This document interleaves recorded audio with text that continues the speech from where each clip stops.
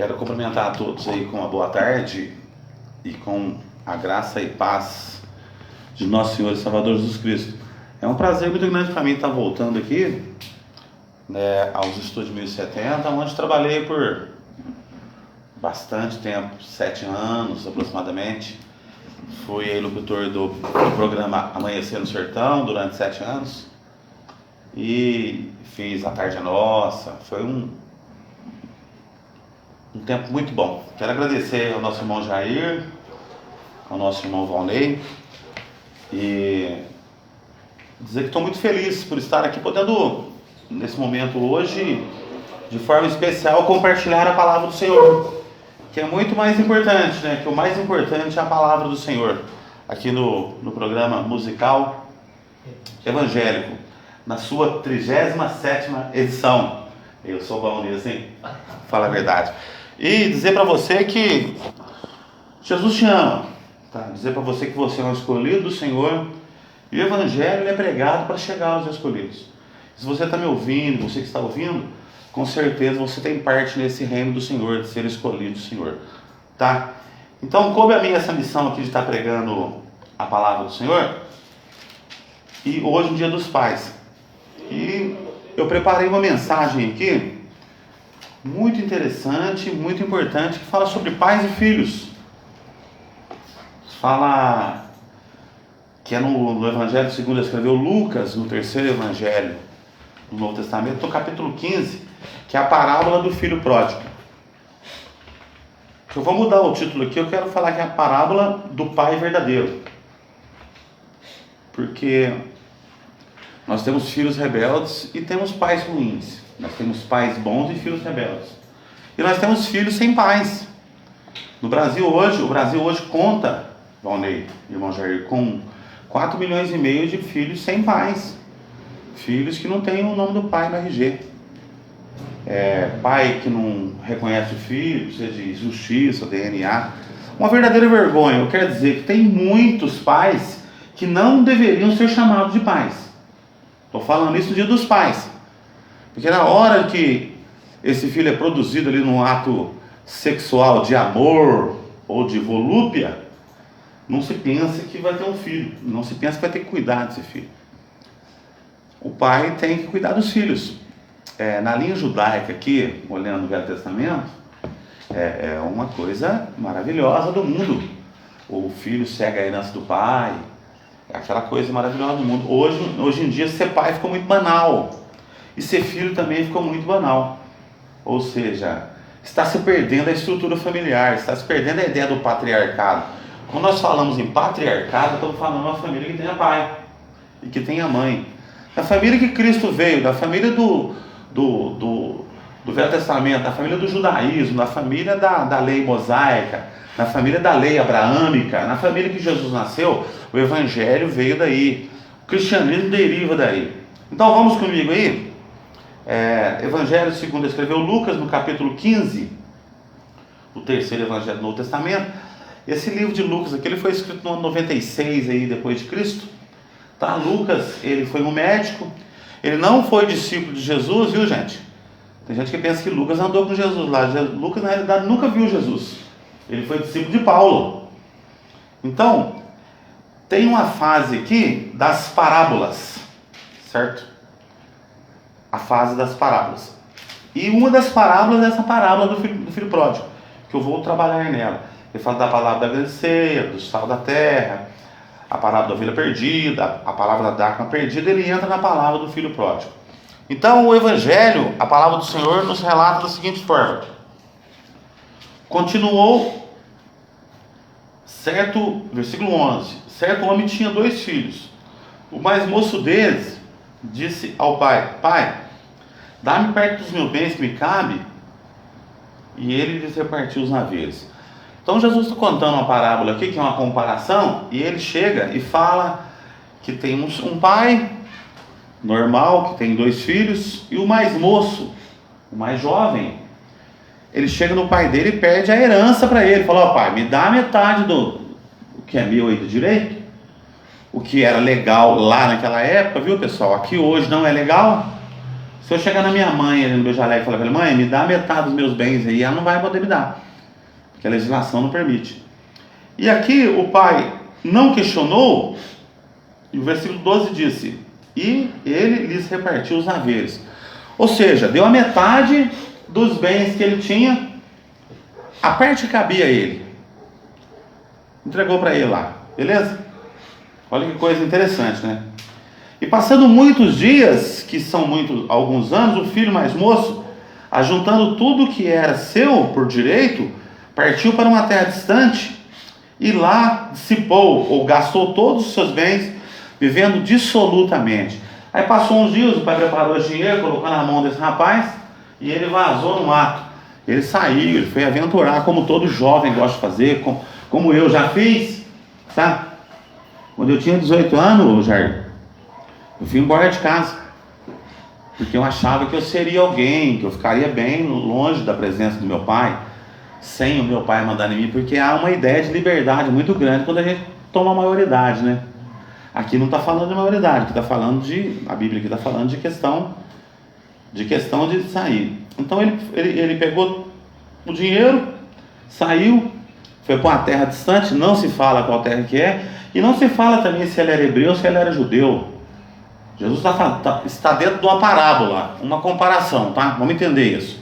Jesus está falando de uma parábola, que é muito importante entender isso. E lá ele gastou tudo que tinha. Diz aqui a Bíblia que dissipou todos os seus bens, vivendo dissolutamente.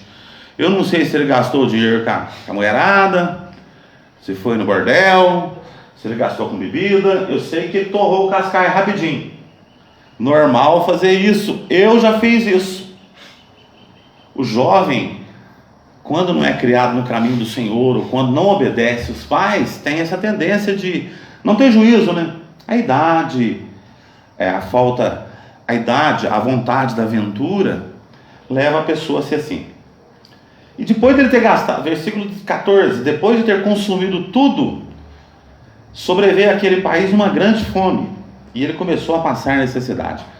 Hoje nós não temos muito essa questão de tanta fome, porque hoje nós temos organismos que socorrem as pessoas, né? Nós temos o Auxílio Brasil, nós temos Bolsa Família, nós temos o governo hoje tem uma política pública diferenciada. Mas naquela época, em outra condição, para vocês terem uma ideia, no século XII houve uma grande fome na face da terra, as pessoas passavam fome e chegavam a comer carne humana. Não tinha tecnologia, não tinha técnica de irrigação, não se armazenava, era meio normal isso, né? Tinha grandes fomes, grandes pestes, e aí começou ali, houve uma seca, uma fome, algum problema, e ele começou a passar fome também.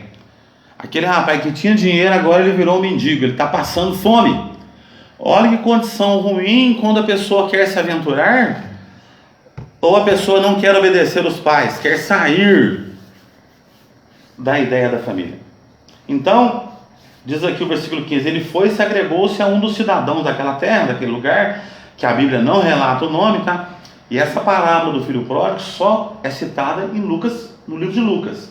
Mateus, Marcos e João não é citado. E este mandou, ele foi ali, se agregou, chegou em alguém lá da terra e falou, olha, eu estou passando fome aqui e eu preciso comer. Arruma um serviço para mim aí, para eu trabalhar para você só em troca da comida ou coisa desse tipo, porque eu estou passando fome. E diz aqui, então ele foi e se agregou a um dos cidadãos daquela terra, e este o mandou para os campos a guardar porcos. Ele foi ser pastor de porcos. Davi era pastor de ovelhas, ele foi ser pastor de porcos. Tá? Vamos pular aqui, vamos passar para outro versículo, que é o versículo de número 16. Eu estou em Lucas 15, versículo 16, já estou acompanhando ali. E diz aqui que ali desejava ele fartar-se das alfarrobas que os porcos comiam, mas ninguém lhe dava nada. Alfarroba é uma plantinha altinha assim, que ela solta umas favas, sabe? Com semente. E aquilo ali caía no chão, ajudava na alimentação dos porcos, dava umas rações. Tudo bem. Não estou atrelando esse jovem a um judeu, porque o judeu não podia nem ver porco, né? Até hoje o judeu não come carne de porco, o judeu não cria porco. Porque Jesus expulsou uns demônios e colocou nos porcos, eles caíram num lago lá. E os judeus, até hoje, judeu do judaísmo, tá pessoal? Nós aqui não temos nada a ver com isso. Então ninguém lhe dava nada. Então no versículo 17 aqui, que eu acho muito importante, Diz assim: então caindo em si, o rapaz lá, o rebeldezinho, rebelde sem causa, que é uma música do Ultraje Rigor, né? Ele disse: quantos trabalhadores do meu pai têm pão com fartura e eu aqui morrendo de fome? Olha que interessante, ele lembrou da casa dele, falou assim: nossa, mineirei mesmo, nossa, os trabalhadores do meu pai, lá, os empregados do meu pai têm fartura e eu estou aqui passando fome. No popular, que caiu a ficha, ele viu que ele tinha feito cagada, que ele errou, que ele saiu da casa do pai, que ele foi aventurar, que é coisa muito normal e natural entre os jovens, viu, Valnei? Você está me ouvindo?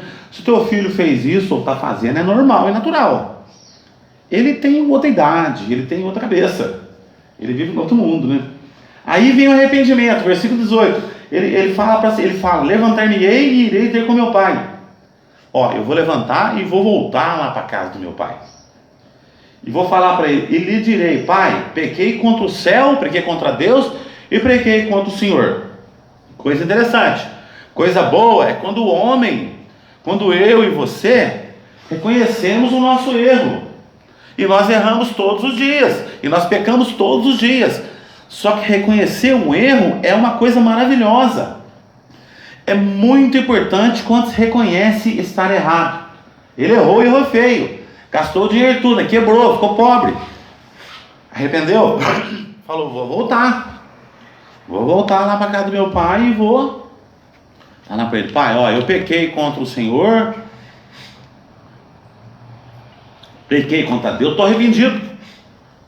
estou arrependido e eu quero voltar. E eu não sou, versículo 19, já não sou digno de ser chamado filho, trata-me como um dos seus trabalhadores.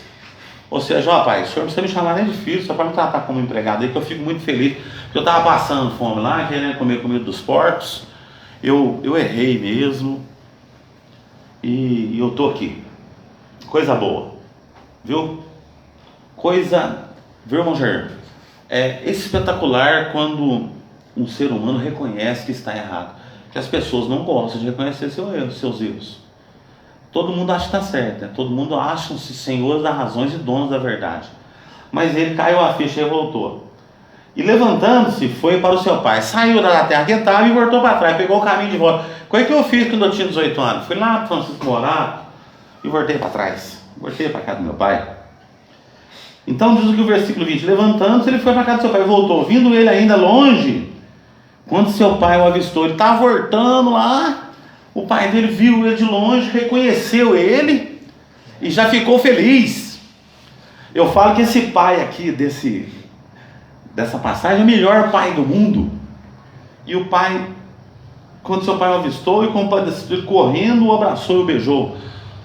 Esse pai aqui simboliza Deus e nós, esse filho rebelde. O pai dele viu ele de longe, conheceu, porque Deus conhece cada um de nós. Você acha que Deus não te conhece? Você acha que você pode esconder alguma coisa de Deus? Você acha que você é alguma coisa sem Deus? Nós não somos nada, nada, nada e nada. Por mais que você tenha, você não é nada. Você pode ser um presidente, você pode ser um general, você pode ser um desembargador, um professor, um doutor, um mestre, possuir metade da cidade de Moçambique e você não é nada. Fisicamente falando. Se você não estiver em Cristo. Se você não estiver em Cristo, piorou. Você pode ser um futuro cidadão do inferno, que é muito pior. O homem não é nada sem Cristo. Outra coisa, você está vivo agora, daqui 10 minutos você pode morrer. Você pode passar para outra vida. E pode passar sem salvação. Então o pai conheceu o filho, porque Deus os conhece. Conheceu o filho, e diz aqui, no versículo 20, levantando-se foi para seu pai, vinha ele ainda longe, quando ele o avistou e compadecido dele, correndo, o abraçou e o beijou. O pai foi lá. Olha que caboclo bom. Foi lá, abraçou aquele filho, beijou aquele filho, falou: graças a Deus o meu filho voltou. Se fosse hoje, será que os pais fariam isso? Eu acho que não, viu? Ou a maior parte não, porque as famílias hoje estão tudo desgraçadas, degringoladas por causa de herança, por causa de casinha velha, meio arqueiro de terra, caminhonetinho, 4 cavalinhos, 5 vaquinhas. Hoje os filhos é o pai da justiça, o pai é o filho da justiça. As famílias hoje estão totalmente destruídos por causa do dinheiro. As pessoas são muito mais apaixonadas por dinheiro do que pela família. Ou seja, a família está passando. Porque a família, pessoal, vou deixar claro que abrir um parênteses, ela é o alvo do Satanás. Porque ele pertencia a uma família e foi expulso dela. Então ele quer destruir a família de Cristo. A família de Cristo somos nós, igreja, irmãos. Então aí, imagina hoje. Hoje, se o Caboclinho voltasse aqui, o pai dele fala, pode sumir daqui, porque eu não quero nem te ver. Ué, você já gastou o teu dinheiro? Você está fazendo o que na minha casa? Você veio aqui me dar problema? Mas não, esse aqui é um verdadeiro pai, um verdadeiro cristão, que amou o filho. Independente dele ter ido gastar dinheiro, o pai tem que amar o filho. Foi ele que fez, gente. Independente se ele é gay, se ele é negro, independente se ele é drogado, independente se ele é cachaceiro, independente se ele está na cadeia, o pai tem que amar e amar até o fim. Por quê? Deus nos amou, Jesus nos amou e nos amou até o fim. O amor de Cristo por nós foi tanto que ele foi morrer na cruz por nós. Ele não desistiu, ele não parou. E o pai tem que amar. O verdadeiro pai, né? Porque tem tanto pai mulambo aí no mundo que não paga nem pensão de R$300, que nem sabe que o filho existe. Então eu estou te chamando a essa reflexão quando eu falei aqui entre pai e filhos. E ele pega, enxerga o filho de longe, Valnei, Jair e ouvintes, e vai lá, abraça ele, beija ele.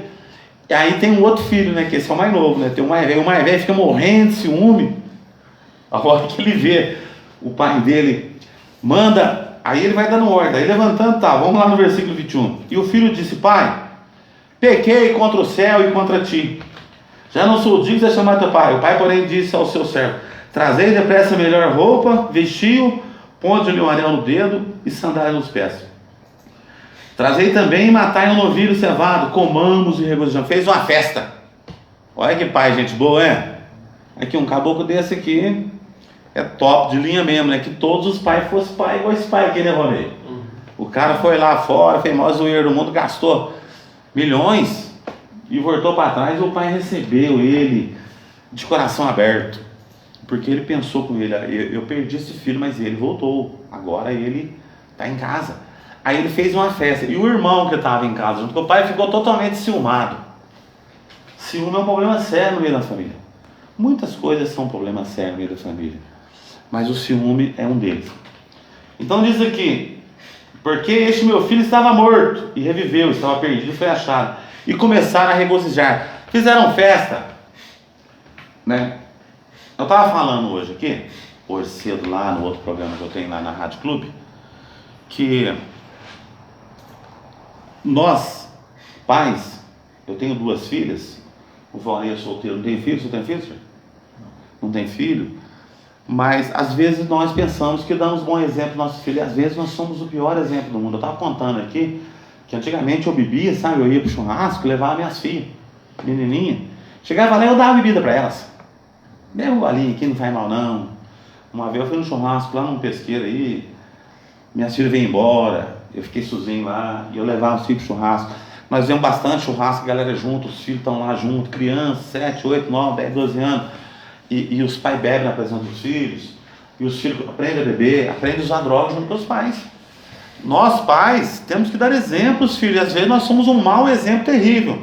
Pai malandro, não paga conta, pilantra, certo? Esse não é um modelo de pai cristão. O modelo de pai cristão é esse modelo aqui, ó. O modelo que o filho faz erro, mas ele dá bom exemplo, ele ama, ele continua amando, ele vai amar, porque esse pai que simboliza Deus e nós simbolizamos esse filho. Estava fazendo um levantamento aqui outro dia, nos livros do Velho Testamento, em 1 Reis, 2 Reis, Crônica, Samuel. O povo de Israel era o povo mais terrível que existia. Eles se revoltavam contra Deus a todo momento. E Deus os amava e Deus perdoa porque o Senhor nos ama. A Bíblia diz que Deus quer que todos se salvem e cheguem ao conhecimento da verdade. Que nenhum dos escolhidos se perca. Por mais que você tenha errado, por mais que eu tenha errado, Jesus nos ama. E vai nos amar até o fim. Então, um pai desse aqui é o pai padrão, é o pai modelo, né? E nós às vezes não somos esse pai. Nós não damos exemplo. O pai tem que dar exemplo ao filho, porque o filho geralmente copia o pai. E eu vou citar um aqui. José era carpinteiro. Jesus foi carpinteiro. O pai é caminhoneiro, o filho é caminhoneiro. Geralmente a gente quer seguir as ideias do pai, porque é criado junto, tá ali tudo junto. Então, o filho voltou e ele ficou feliz, fez uma festa. E o irmão que estava lá, o mais velho, ficou totalmente com raiva, ciumado. Estou terminando já, viu, pessoal? Ora, o filho mais velho estiveram no campo e quando voltava, ao aproximar-se da casa, ouviu a música e a dança. Chamou os criados e perguntou o que era aquilo. Versículo 7, ele informou: veio teu irmão e teu pai mandou matar o novilho cevado porque o recuperou com saúde. Ele se indignou, o caboclinho ficou com raiva. Falou assim: eu fico aqui junto com meu pai a vida inteira, não faz festa para mim? E meu irmão vem, ele faz uma festa? Ciúmes, inveja, família é complexo, viu? Eu tenho duas filhas, são duas personalidades diferentes. Cada uma é de um jeito. Cada um de nós somos de um jeito, né? Cada um tem uma personalidade, cada um tem uma visão, cada um tem uma perspectiva. Então, mas ele respondeu ao seu pai: há quantos anos, pai, eu estou aqui? De um pai é do filho, não é? Tudo que é meu, tudo que é do pai ou da mãe, consecutivamente será do filho, até por lei é do filho, né? Até por lei é do filho, pela lei, pela nossa Constituição. Hoje e naquela época. Entretanto, era preciso que nós regozijássemos, fizemos festa e nos alegrássemos, porque o teu filho estava morto e reviveu, estava perdido e foi achado. Nós tiramos muitos exemplos aqui dessa mensagem, dessa parábola. Vemos um filho rebelde, um pai gente boa, né? Vemos um filho rebelde que se arrepende e um pai muito bom que tem um coração imenso, que dá um exemplo de ser pai. Nós precisamos ser esse exemplo de pai. Eu já falei aqui que eu não fui esse exemplo. Hoje eu tento ser, sabe? Hoje eu tento ser. Tento, porque a gente não consegue ser, né? Porque eu ainda não era cristão, não conhecia Jesus. E o homem sem Jesus, ele é complexo, né? Ele não está preocupado nem com o futuro da família. Ele não está preocupado com a posteridade. Mas nós precisamos encontrar Cristo, passar pelo novo nascimento, passar pela conversão, conhecer a palavra de Deus, estruturar essa família, a nossa família, que é uma continuidade da igreja. Família e igreja para mim é a mesma coisa, igreja e família para mim é a mesma coisa, é uma continuidade, tá? Para que Deus possa nos abençoar. Eu quero que você, que está me ouvindo,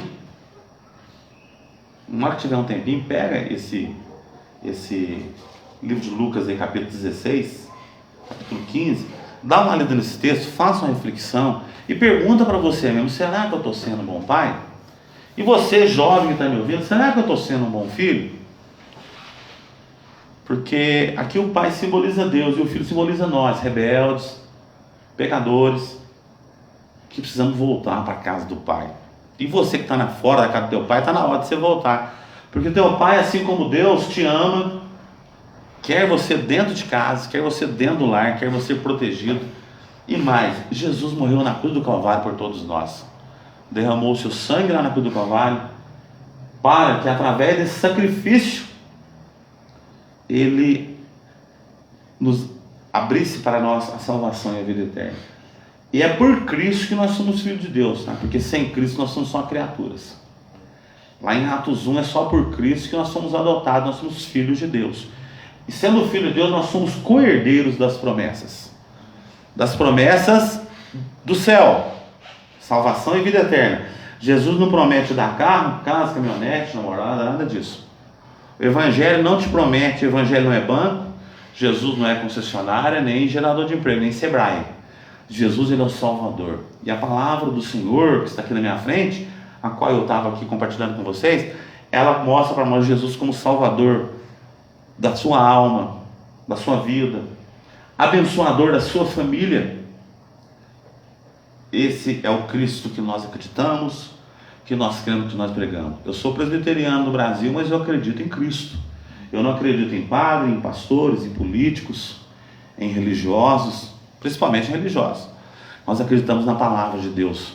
Sola Escritura, somente as Escrituras. E assim, eu quero agradecer, viu, irmão Jair, por essa oportunidade, Valnei, por estar aqui podendo compartilhar o Evangelho de Cristo. Faça uma reflexão aí, estou sendo bom pai? Estou sendo bom filho? Estou seguindo no caminho do Senhor? Estou sendo verdadeiramente um pai? Se não, tem tempo de ser. Se sim, glória a Deus, aleluia, né? E que Deus te abençoe, tá bom, Zé? Eu agradeço aí, Ivonei. Obrigadão, viu?